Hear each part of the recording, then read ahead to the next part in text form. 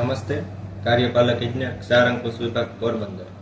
અત્યારે પોરબંદર જિલ્લામાં સોરઠી અને બરડા વિસ્તારમાં જે પાણી ભરાવાની સમસ્યા છે, ચોમાસામાં પાણી ભરાઈ જાય છે અને દરિયામાં કાઢવા માટે વધારે સમય લાગે છે, જેના કારણે નુકસાની થાય છે.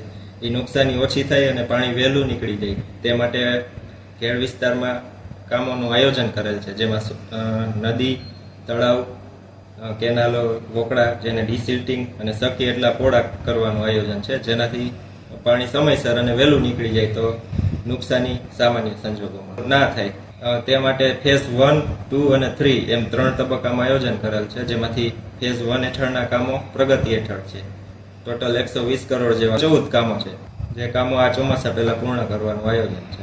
ખેડ વિસ્તારના ફેઝ 2 હેઠળના કામો માટે અંદાજિત 1418 કરોડની વહીવટી મંજૂરી મળેલ છે, જેમાં હવે વિગતવાર તાંત્રિક મંજૂરી અને ટેન્ડરની કાર્યવાહી હાથ ધરવામાં આવશે.